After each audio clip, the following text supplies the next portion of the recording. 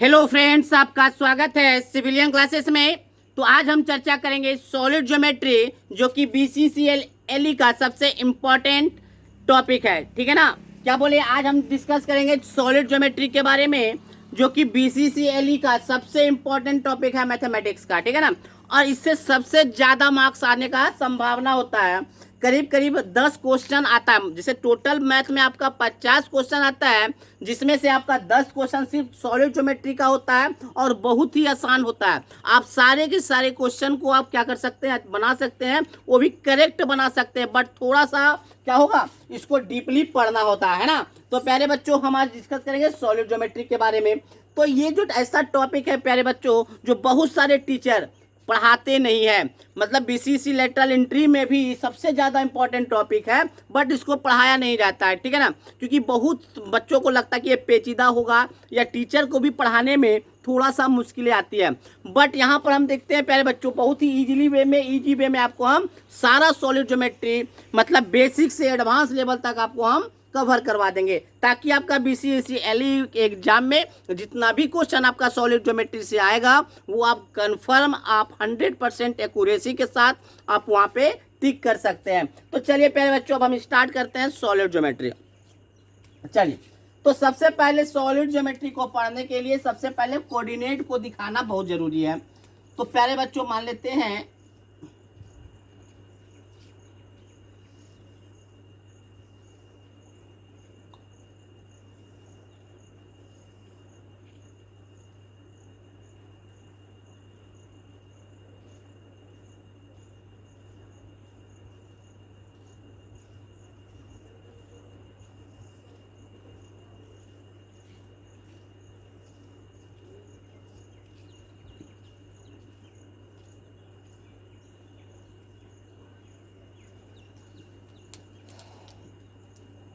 सबसे पहले हम इस एक्सिस को एक्स मानेंगे,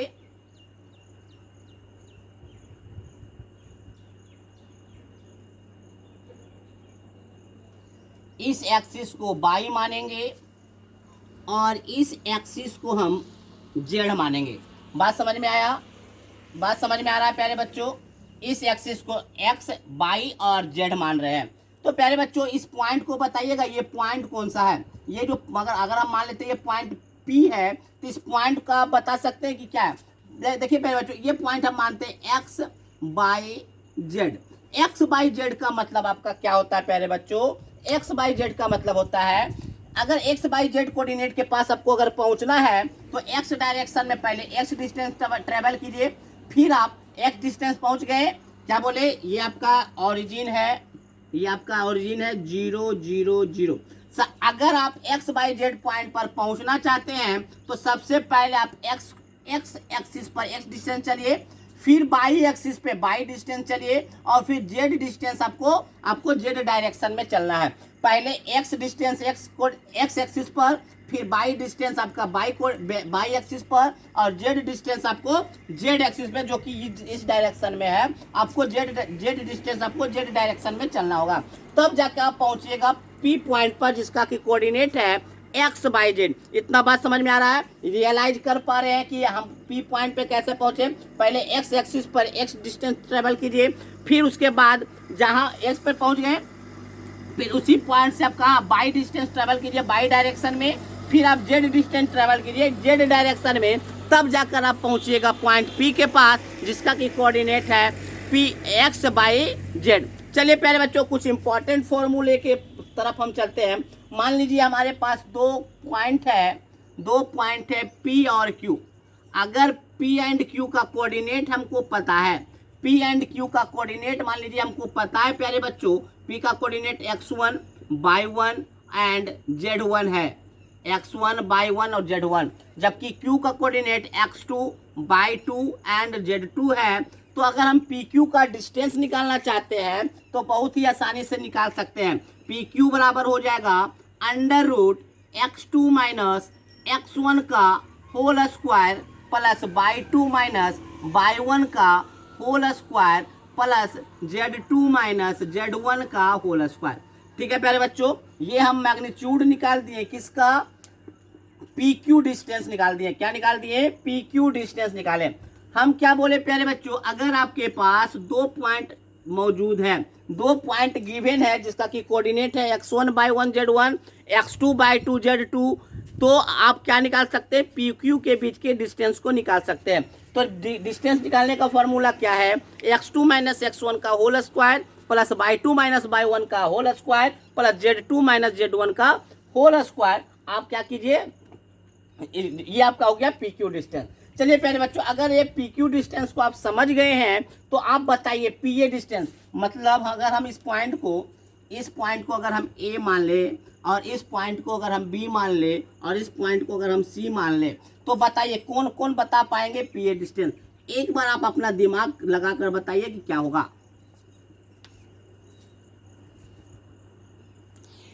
प्यारे बच्चों एक बार अपना दिमाग लगाइए, पी ए क्या होगा? तो पी ए देखिए प्यारे बच्चों, थोड़ा सा रियलाइज कीजिए, ए पॉइंट का जो कोऑर्डिनेट होगा एक्स होगा, वाई में 0 होगा, जेड में भी 0 होगा या नहीं? तो प्यारे बच्चों 2 पॉइंट हमको गिवन है या नहीं? 2 पॉइंट हमको गिवन है या नहीं? 2 पॉइंट के बीच का अगर डिस्टेंस निकालना होगा तो क्या करेंगे? x माइनस एक्स का whole square plus y minus 0 का whole square plus z minus 0 का होल स्क्वायर। तो ये आपका जो निकल के आएगा, पी ए जो डिस्टेंस निकल के आएगा वो आएगा प्यारे बच्चों y square plus Z square. समझ में आ रहा है? समझ में आ रहा है प्यारे बच्चों? समझ में आ रहा है तो इसको नोट डाउन करते रहिए, ठीक है ना? इसको नोट डाउन कीजिए। अगर कोई भी कंफ्यूजन हो तो आप हमको इस नंबर पे कॉल कर सकते हैं या आप इस नंबर पे व्हाट्सअप भी कर सकते हैं, कहीं भी कोई कंफ्यूजन हो, क्योंकि अगर कंफ्यूजन को लेकर चलिएगा तो आपका सब्जेक्ट क्लियर नहीं हो पाएगा, ठीक है ना? तो सबसे पहले हम आपको दिखाएं प्यारे बच्चों कि किस तरह से पॉइंट को क्या किया जाता है, डिनोट किया जाता है आपका 3D डायमेंशन में, 3D एक्सिस पे कैसे पॉइंट को डिनोट किया जाता है। तो सबसे पहले हम क्या बोले कि पी पॉइंट पे अगर पहुंचना है जिसका कोऑर्डिनेट एक्स बाई जेड है, तो सबसे पहले एक्स एक्सिस में एक्स डिस्टेंस ट्रेवल कीजिए, फिर वाई एक्सिस में वाई डिस्टेंस ट्रेवल कीजिए और जेड एक्सिस में जेड डिस्टेंस ट्रेवल कीजिए, तो आपका एक्स बाई जेड पॉइंट पे आप पहुंच जाइएगा। फिर हम आपको एक इंपॉर्टेंट फॉर्मूला बताएं, अगर पी और क्यू 2 पॉइंट है जिसका कि कोऑर्डिनेट हमको पता होगा तो पी क्यू के बीच का हम डिस्टेंस निकाल सकते हैं। उसी फार्मूला से हम क्या बताएं कि पी ए का अगर आपको डिस्टेंस पता करना है तो पी का कोऑर्डिनेट एक्स बाई जेड और ए का कोऑर्डिनेट एक्स 0 0 है, तो पी ए का डिस्टेंस आपका ये हो जाएगा। बात क्लियर है? क्लियर है ना बात? तो चलिए इसको पहले नोट डाउन कर लीजिए।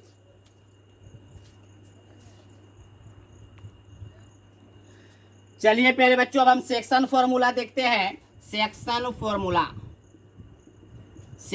फॉर्मूला प्यारे बच्चों हम एकदम बेसिक से लेकर आपका एडवांस लेवल तक लेकर चलेंगे, ताकि आपका एक एक डॉट, आपका एक एक क्वेश्चन एग्जाम में बीसीसी लेटरल एंट्री का एक एक क्वेश्चन आप कवर कर सकते हैं, एक एक क्वेश्चन आप करेक्ट और एक्यूरेसी के साथ बना सकते हैं। तो चलिए प्यारे बच्चों सेक्शन फॉर्मूला क्या कहता है कि मान लीजिए आपका ए पॉइंट है और ये आपका बी पॉइंट है, ए का कोऑर्डिनेट आपका x1/1 z1 है, x1/1 और z1 है, और बी का कोऑर्डिनेट x2/2 z2 है। अगर इस दोनों पॉइंट को एक पॉइंट इंटरसेक्ट कर रहा है जिसका कि रेशियो है m/n, तो p का कोऑर्डिनेट क्या होगा? हम क्या बोले प्यारे बच्चों, कोई पॉइंट ए है, कोई पॉइंट बी है, ए पॉइंट का कोऑर्डिनेट x1/1 z1 है, बी का कोऑर्डिनेट आपका x2/2 z2 है, एक पॉइंट पी है जो ए और बी के बीच में है और दोनों को ए बी को m/n में डिवाइड कर रहा है, m/n में डिवाइड कर रहा है, तो p का कोऑर्डिनेट क्या होगा? प्यारे बच्चों p का जो कोऑर्डिनेट होगा वो आप 2D में भी पढ़ चुके हैं, सेम तरह का फॉर्मूला होगा।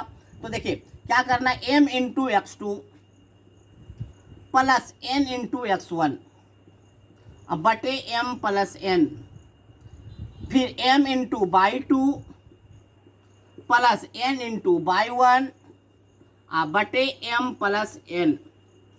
अगर हम बात करें फिर z के कोऑर्डिनेट का था m × z2 plus n × z1 बटे m प्लस n। क्या बोले प्यारे बच्चों, हम क्या बोले कि आपका ए और बी 2 पॉइंट है जिसका कि कोऑर्डिनेट गिवन है, इन दोनों पॉइंट के बीच में एक तीसरा पॉइंट पी आया है जो क्या कर रहा है, m/n में डिवाइड कर रहा है, तो p का कोऑर्डिनेट क्या होगा? तो p का कोऑर्डिनेट क्या बताए, m × x2 plus n × x1 बटे m प्लस n। अगर हम बात करें बाई कोऑर्डिनेट का, तो Y into Y two plus N into Y one बटे M plus one, same as आपका जेड कोऑर्डिनेट। बात समझ में आया। अगर मान लेते हैं प्यारे बच्चों आपका जो ए बी जो है, ए बी मान लिए आपका कोऑर्डिनेट कितना है, x1 y1 और z1, x2 जो है y2 z2 है। तो P पॉइंट मान लेते हैं एकदम सेंट्रल पॉइंट है जो कि बराबर बराबर भाग में बांट दे रहा है, 1:1 में बांट रहा है, जिसको हम कहते हैं, अगर P मान लेते हैं मिड पॉइंट है। क्या है आपका, मिड पॉइंट है। P आपका अगर मिड पॉइंट है तो P का कोऑर्डिनेट क्या होगा, तो 1:1 के रेशियो में डिवाइड कर रहा है। तो क्या हो जाएगा प्यारे बच्चों, आप एक बार देखिएगा सेम फार्मूला लगाकर, तो आपका आ जाएगा x1 plus x2 by two, y1 plus y2 by two और z1 plus z2 by two. कैसे आया प्यारे बच्चों, 1 into x1 plus 1 into x2, मतलब x1 प्लस x2 बटे m प्लस n, 1 प्लस 1 2। उसी प्रकार से सारा फॉर्मूला है। तो ये हमारा सेक्शन फॉर्मूला है। ये सेक्शन फॉर्मूला क्या करेगा, आगे का क्वेश्चन बनाने में हमको मदद करेगा। तो ये सेक्शन फॉर्मूला बहुत ही आसान है, ये सेक्शन फॉर्मूला बहुत ही आसान है, आपको को याद भी हो गया होगा।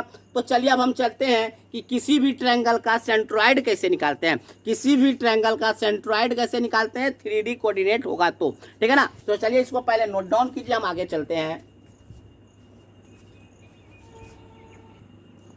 चलिए प्यारे बच्चों देखते हैं सेंट्रॉइड के बारे में। मान लीजिए हमारे पास एक ट्रायंगल है जिसका कि आपका जिसका जो ABC से बना हुआ है। तो प्यारे बच्चों ए का कोऑर्डिनेट, बी का कोऑर्डिनेट और सी का कोऑर्डिनेट हमको गिवन है। ए का कोऑर्डिनेट आपका x1 बाई 1 z1 है, जबकि बी का कोऑर्डिनेट आपका x2 बाई 2 z2 है एंड सी का कोऑर्डिनेट आपका x3 बाई 3 z3 है। तो इस ट्रायंगल का हमको अगर सेंट्रॉइड पता करना है तो देखिए सेंट्रॉइड क्या होता है। तो सेंट्रॉइड इस एक्सिस से आप यहाँ पे परपेंडिकुलर, इस एक्सिस से और इस एपेक्स से, तो यही आपका CG होता है जी। अगर आपका कोऑर्डिनेट आपका ट्रायंगल का गिवन है तो आप याद रखिएगा क्या करना है, x1 plus x2 plus x3 by 3, y1 plus y2 plus y3 by 3 and z1 plus z2 plus z3 by 3। आपका ये क्या हो जाएगा, सेंट्रॉइड का फॉर्मूला है।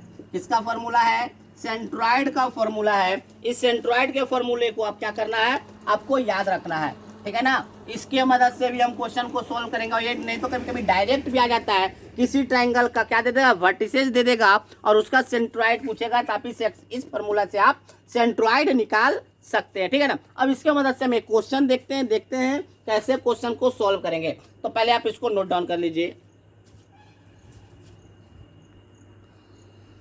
चलिए पहले बच्चों अब देखते हैं, एक न्यूमेरिकल देखते हैं, इस न्यूमेरिकल को समझते हैं। कर रहा है the vertices of triangle PQR।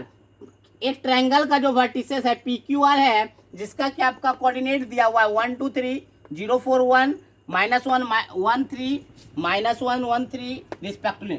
PQR का कोऑर्डिनेट दिया हुआ है। अब क्या बोल रहा है, if the angle bisector of P, एक एंगल बाइसेक्टर P है, एंगल P को बाइसेक्ट कर दीजिए। Angle bisector P meets QR इन S, QR पे मीट्स करता है एट पॉइंट S पर। क्या बोला, QR पे आपको मिलता है एट पॉइंट S पर। तो ES का कोऑर्डिनेट बताइए, इस S का कोऑर्डिनेट आपको बताना है। तो देखिए प्यारे बच्चों, आप ट्रायंगल में 8-9 क्लास में ही पढ़े होंगे कि अगर किसी एंगल का बाइसेक्टर होता है तो ये डिस्टेंस और ये डिस्टेंस बराबर होगा और ये डिस्टेंस आपस में बराबर होगा। ये आप क्लास 8-9 में ही पढ़े होंगे कि अगर P का एंगल बाइसेक्टर है तो ये डिस्टेंस और ये डिस्टेंस बराबर होगा, ये डिस्टेंस और ये डिस्टेंस बराबर होगा। ये आपको पता होना चाहिए। अगर नहीं पता है तो आप इसको रट लीजिए, याद कर लीजिए, आगे काम देगा। हम क्या बोले, अगर P क्या है, ये आपका PS जो है एंगल बाइसेक्टर है P का, तो ये डिस्टेंस और ये डिस्टेंस बराबर होगा, ये डिस्टेंस और ये डिस्टेंस बराबर होगा। तो प्यारे बच्चों ये डिस्टेंस तो हम निकाल ही सकते हैं। PQ का डिस्टेंस आप मेजर कीजिए। PQ क्या हो जाएगा, 1 - 0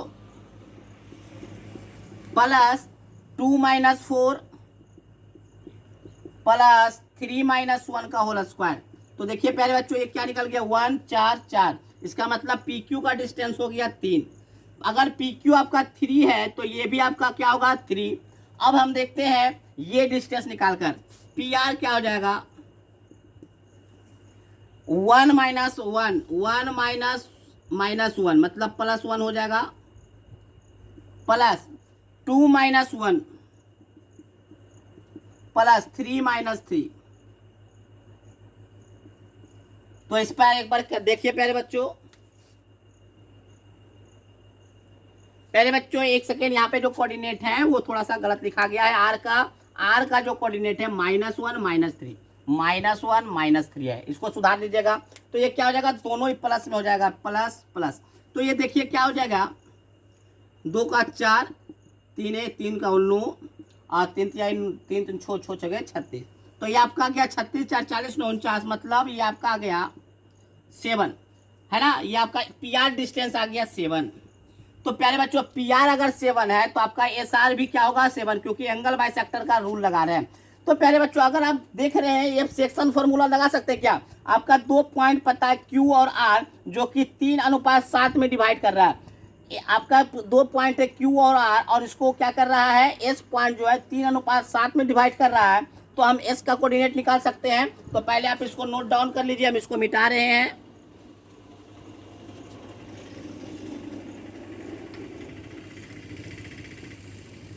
तो देखिए प्यारे बच्चों, बाइसेक्शन फॉर्मूला लगा रहे हैं। एस पॉइंट का कोऑर्डिनेट निकालने के लिए हम सेक्शन फॉर्मूला, कौन सा, 2 पॉइंट गिवन और रेशियो 3:7 में हो रहा है। तो कोऑर्डिनेट ऑफ एस जो होगा वो आपका हो जाएगा m इंटू x2 बोले थे, तो 3 into -1 plus 7 into 0 plus 3 plus 7 comma 3 into -1 और प्लस 7 इंटू 4 बटे 3 plus 7 plus 3 into -3 plus 7 into 1 और बटे 3 प्लस 7। आप इसको सॉल्व कीजिए प्यारे बच्चों, तो 3 - 3 बटे 10 ही आ गया। 28 में से 3 गया तो 25 बटे 10 आ गया।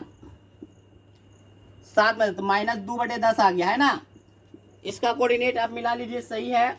तो ये आपका कोऑर्डिनेट आ गया। यही आपका क्वेश्चन पूछ रहा था कि PQR अगर किसी ट्रायंगल का वर्टिसेज है, और क्या बोला कि if the angle bisector P meets eight QR पे इसका एंगल बाइसेक्टर मिल रहा है S पर, तो S कोऑर्डिनेट बताइए। तो S कोऑर्डिनेट हम निकाले। इसमें एक ही झमेला था, ये जानना जरूरी था कि अगर एंगल बाइसेक्टर होता है तो ये लेंथ और ये लेंथ बराबर होगा, ये लेंथ और ये लेंथ बराबर होगा। ये इसमें इंपॉर्टेंट कॉन्सेप्ट था जो कि आपने जान लिया। चलिए एक और क्वेश्चन की तरफ देखते हैं, इसको नोट डाउन कीजिए।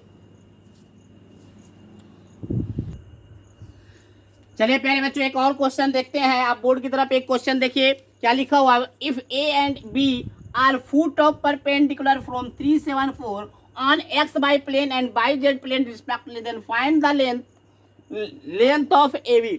तो प्यारे बच्चों क्या बोला, एक पॉइंट, कोई भी पॉइंट है जिसका कि कोऑर्डिनेट 374 है, उसका foot of perpendicular on XY plane को बोला गया है A और YZ प्लेन पर बोला गया है B। तो निकालने के लिए बोला है AB का डिस्टेंस निकालिए। प्यारे बच्चों बहुत ही आसान है, अगर आप समझ रहे होंगे तो बहुत ही आसान है।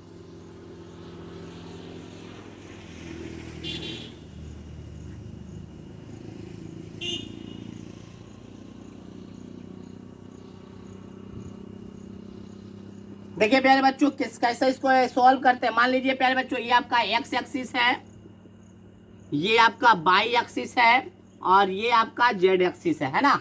चलिए क्या बोला है, एक पॉइंट है P, मान लीजिए कोई पॉइंट P है, जिसका कि कोऑर्डिनेट है 374, ठीक है ना।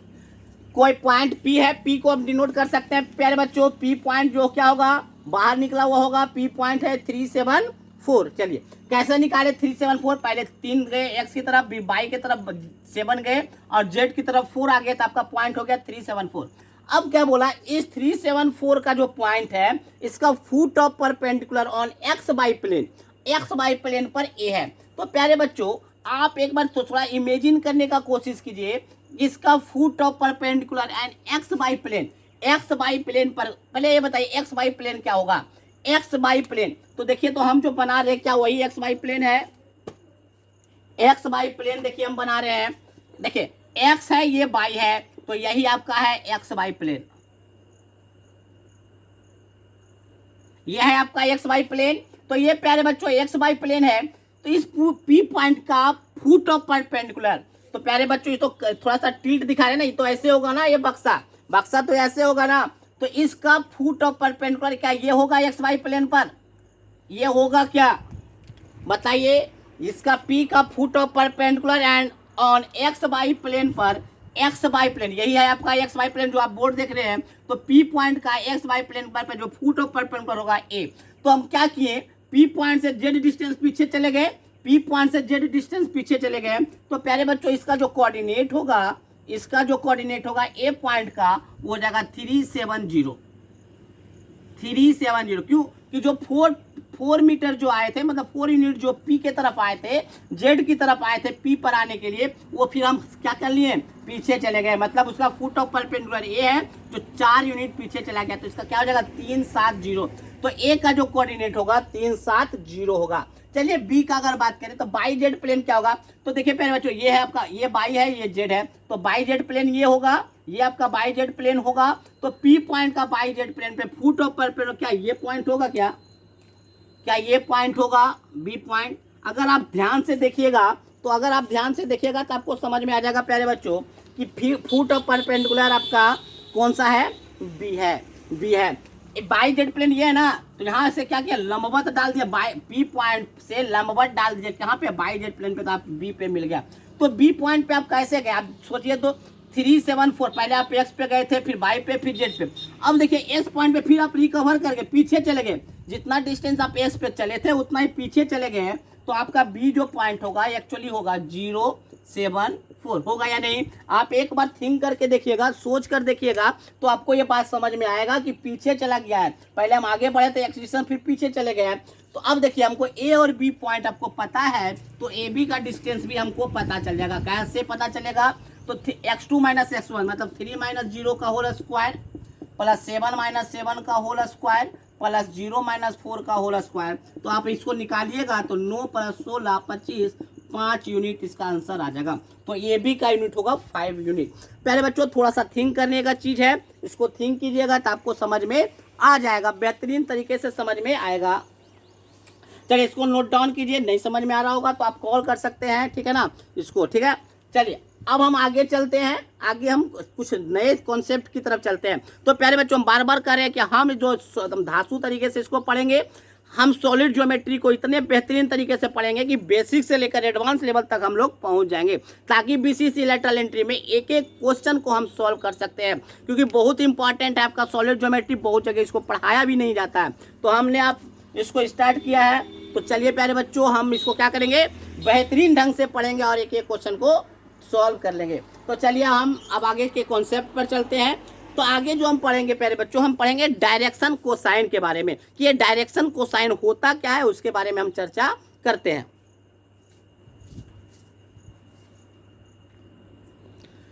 चलिए प्यारे बच्चों देखते हैं डायरेक्शन कोसाइन के बारे में।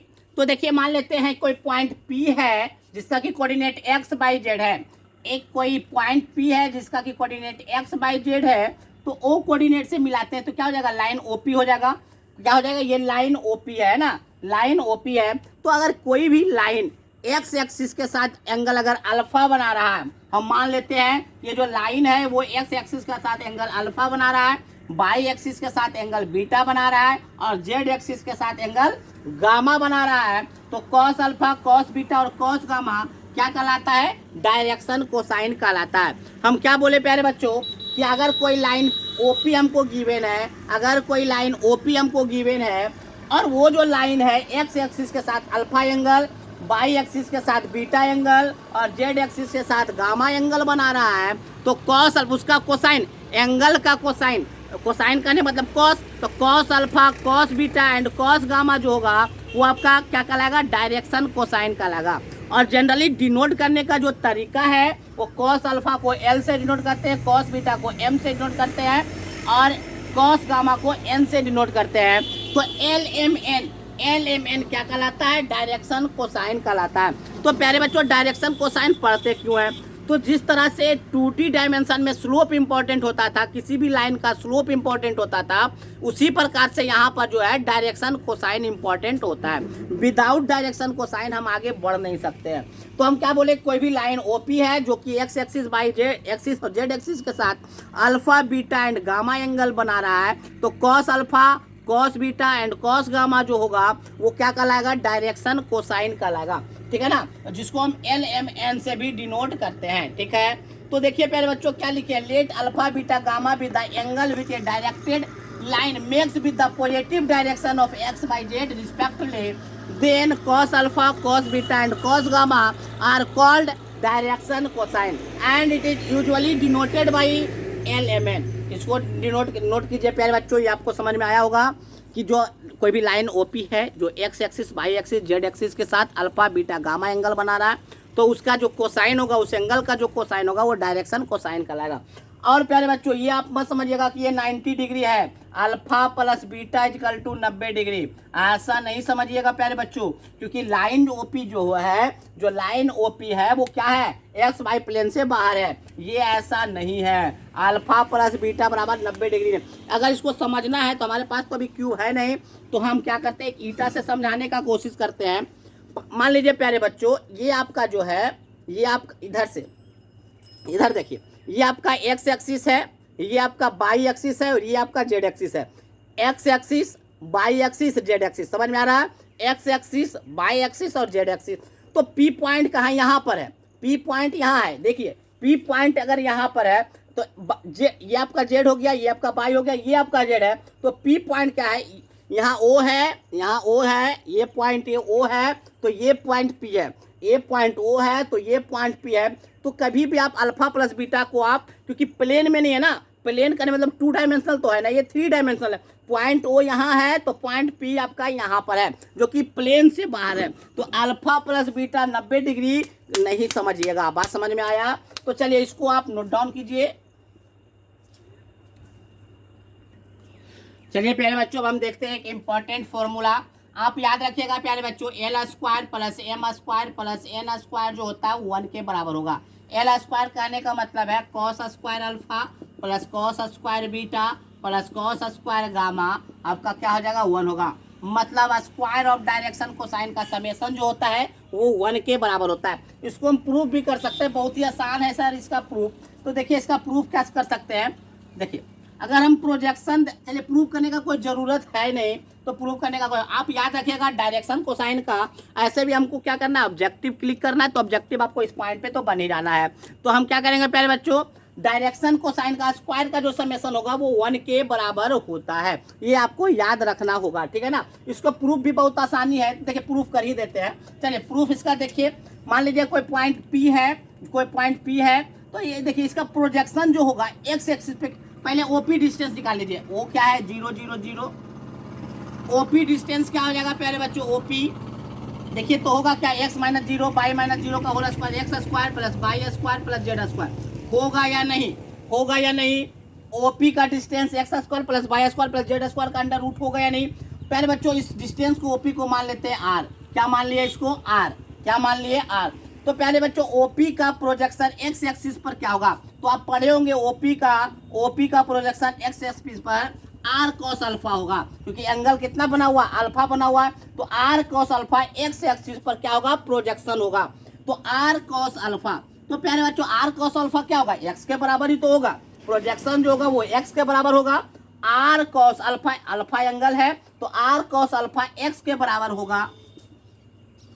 अगर आर कॉस बीटा करें तो बाई के बराबर होगा, तो बाई बराबर आर कॉस बीटा, और जेड बराबर आपका हो जाएगा आर कॉस गामा। ये होगा या नहीं, होगा या नहीं। चलिए अब हम क्या करेंगे प्यारे बच्चों, अब हम करेंगे यहाँ से कॉस अल्फा बराबर क्या हो गया, कॉस अल्फा बराबर x by r, cos beta बराबर यहाँ से हो जाएगा बाई बाई आर, और कॉस गामा बराबर हो जाएगा जेड बाई आर। होगा या नहीं, तीनों को जोड़ दीजिए प्यारे बच्चों, cos square alpha plus cos square beta, beta plus cos square gamma. जब आप इसको कीजिएगा तो इसको भी स्क्वायर करना होगा, X square by R square, X by square by R square, और Z square by R square. करेंगे नहीं, अगर एलसीएम लीजिएगा, एलसीएम लीजिए तो X square plus Y square plus Z square. तो देखिए प्यारे बच्चों, X square plus Y square plus Z square क्या आर स्क्वायर है क्या? Under root X square plus Y square plus Z square R है, तो X square plus Y square plus Z square क्या हो जाएगा? आर स्क्वायर बटे r square, ये 1 के बराबर हो गया। और cos square alpha, cos square beta और कॉस स्क्वायर गामा को क्या बोला जाता है? L square, m square, n square. तो ये क्या हो गया? किसके बराबर? 1 के बराबर हो गया। तो प्यारे बच्चों, आपको सिर्फ रिजल्ट याद रखना है। इस रिजल्ट से ही हमको मतलब है कि स्क्वायर ऑफ डायरेक्शन को साइन का जो समेशन होता है वो 1 के बराबर होता है। तो अगले लेक्चर में हम आगे और भी कॉन्सेप्ट गेन करेंगे। तो आज के लिए बस इतना ही। तो हम क्या बोल रहे हैं प्यारे बच्चों, बहुत ही धांसू तरीके से क्या करेंगे, बेसिक लेवल से एडवांस लेवल तक हम लोग पहुंच जाएंगे। कहाँ पे? सॉलिड ज्योमेट्री में, जिससे कि हम मैक्सिमम से मैक्सिमम मार्क, मैक्सिमम क्या 100% मार्क्स हम सॉलिड ज्योमेट्री में कवर कर सकते हैं बीसीसी लेटरल एंट्री में। ठीक है ना? तो चलिए आज के लिए बस इतना ही। Thank you.